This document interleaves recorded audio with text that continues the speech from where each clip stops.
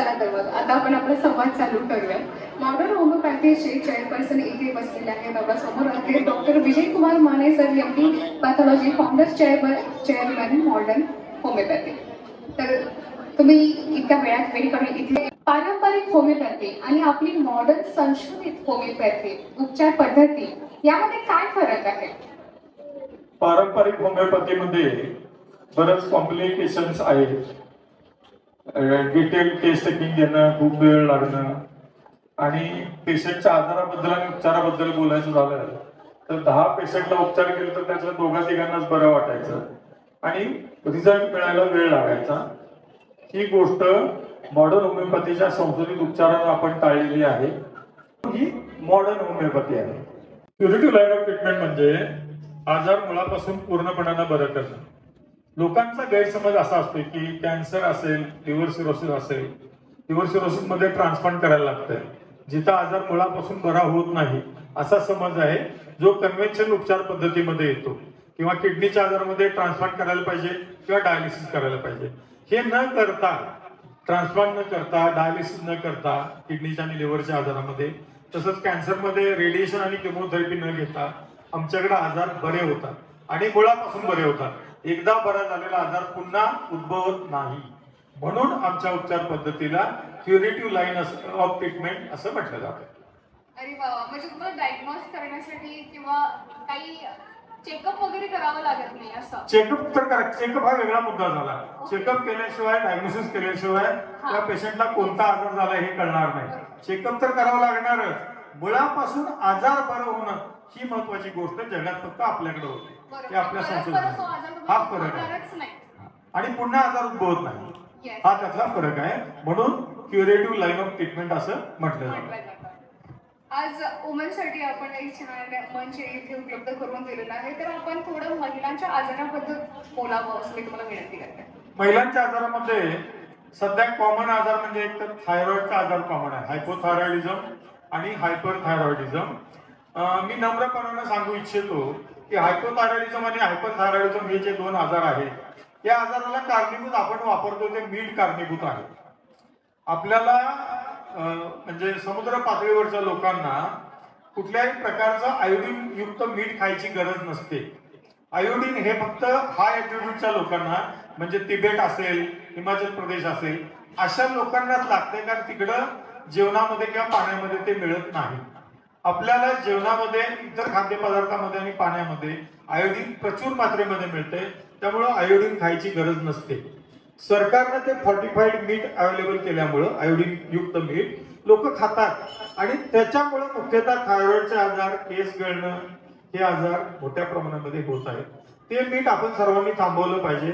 पूर्वी जसं आपण साधं मीठ खात होतो, पोत्यातलं मीठ किंवा ते लाल रॉक सॉल्ट, हे खायला पाहिजे असं मला वाटतं. तुम्ही ज्यावेळेस मीठ म्हटलं ना, इथले अर्धी जनता मीठ असं लोकांना माहिती नाही. जसा मीठ हा आपला एक शत्रू आहे, मीठ सुद्धा 4 ते 5 ग्रॅम एवढंच खायला पाहिजे.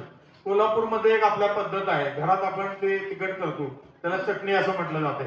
त्यामध्ये 5 किलो मिरच्याला 5 किलो मीठ घालतात. ती पण चुकीची गोष्ट आहे. मिठाचा वापर हा कमी प्रमाणात करायला पाहिजे. दुसरा एक आपला शत्रू आहे, तो म्हणजे साखर. साखरेचं प्रमाण कमी करा. आपल्याला जर वजन कमी करायचं असेल तर मीठ, साखर, भात, बटाटे, रताळी आणि तेलकट याचं प्रमाण हे आपण कमी करायला पाहिजे. तर नियंत्रणात ठेवू शकता किंवा कमी ठेवू शकता, हे आपण समजावून घ्यायला पाहिजे. वजन कमी करण्यासाठी पथ्य करणं आणि व्यायाम करणं साधारणपणे अर्धा ते एक तास, याशिवाय दुसरं कुठलाही अल्टरनेटिव्ह नाही, हे पण आपण समजावून घ्यायला पाहिजे. दुसरी गोष्ट, कौटुंबिक अडीअडचणी समस्या असतील तर त्याच्यावर विचार करून शांतपणानं मार्ग काढला पाहिजे. कोणत्याही गोष्टीची अति चिंता करणं हे आपल्याला अडचणीत घेऊन जाते. गडबडीनं निर्णय घेणं, अतिचिंता करणं, ह्या गोष्टी टाळायला पाहिजेत.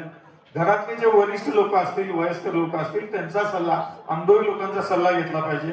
त्या पण स्त्रियांसाठी एक महत्वाचा सल्ला मला देऊ. महिलांचा मूळ स्वभावच असं आहे की ते खूप विचार करतात, अति विचारी असतात. तर ऐकलं ना सरांनी काय म्हटलं, आरोग्याची काळजी करण्यासाठी जास्त विचार नाही करायचा, हा, आणि जिभेवर ताबा ठेवायचे.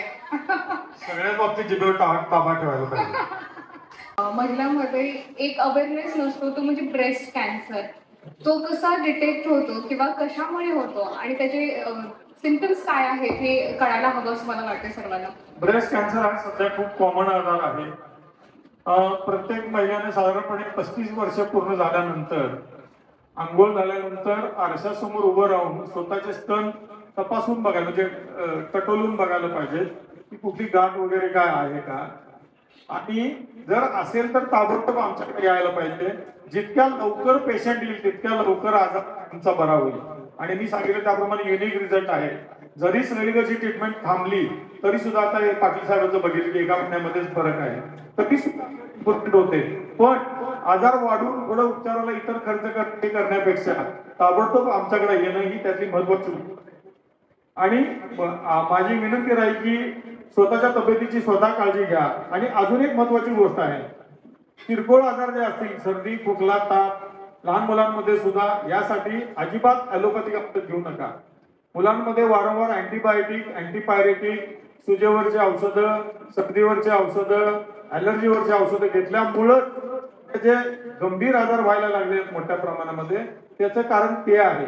Cancer kidney failure liver cirrhosis याचं कारण ही औषधं आहेत. त्यामुळे कमीत कमी इंग्लिश औषध घ्या. प्रत्येक आजाराला मॉडर्न होमिओपॅथीकडे पर्याय आहे, तो स्वस्त पण आहे.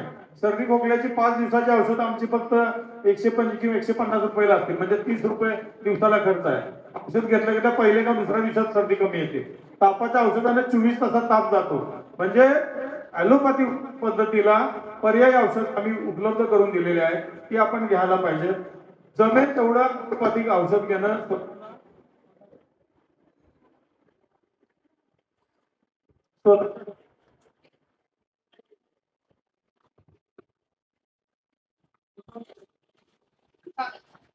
हॅलो, स्वतःला किंवा स्वतःच्या कुटुंबाला जमेल तेवढ्या प्रमाणात ॲलोपॅथी औषधापासून आपण लांब ठेवायला पाहिजे.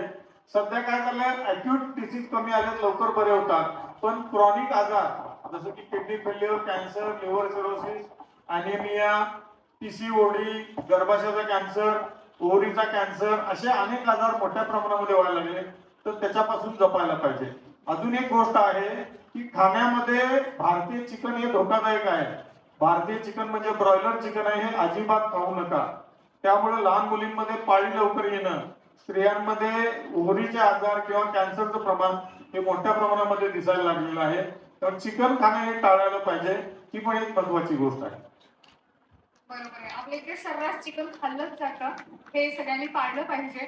अजून एक गोष्ट मगाशी तुम्ही कोणी विचारली नाही तरी पण मी आपल्याला सांगतो की डायबिटीसचं सध्या प्रचंड प्रमाण आहे. डायबिटीसचं प्रमाण वाढायचं कारण आहे जेवणामधलं कार्बोहायड्रेटचं प्रमाण जास्त असणं. कार्बोहायड्रेट म्हणजे भात भाकरी, मग ती नाचणीची भाकरी असू दे, चपाती असू दे, ज्वारी असू दे किंवा बाजरी असू दे, आणि भात बटाटा रताळी साखर याचं प्रमाण कमी केलं आणि रोज एक अर्धा तास ते 1 तास टेकडीत चढणं आणि उतरणं किंवा जिन्यात चढणं आणि उतरणं हे जर आपण केलं तर निश्चित प्रमाणात डायबिटीस सुद्धा जातो. डायबिटीस जात नाही हा गैरसमज आहे. बऱ्याच वेळेला डायबिटीस झाल्या ॲलोपॅथी औषध चालू केल्यामुळं तो बरा होत नाही. त्यामुळे औषध न चालू करता पहिल्यांदा पथ्यपाणी करणं आणि व्यायाम करणं आणि गरज लागली तर आमच्याकडे येणं हे आपण स्वीकारायला पाहिजे. डायबिटीसचे जे साईड इफेक्ट सगळे असतात, किडनी फेल्युअर होणं, लिव्हर फेल्युअर होणं, पॅरालिसिस होणं, नपुसंकत्व येणं, गँग्रीन होणं, हे सगळे घरात राहून आपल्याकडनं बरे होतात. तर डायबिटीस पासून पण आपण मुक्त राहायला पाहिजे. महिलांमध्ये पण डायबिटीसचं प्रमाण सध्या मोठ्या प्रमाणामध्ये आहे. काळजी घ्या. धन्यवाद. नक्की सरांनी सांगितलेलं आहे, काळजी घ्या. तुम्ही नक्की काळजी घ्या, पथ्य वगैरे पाळा, रोज व्यायाम करा.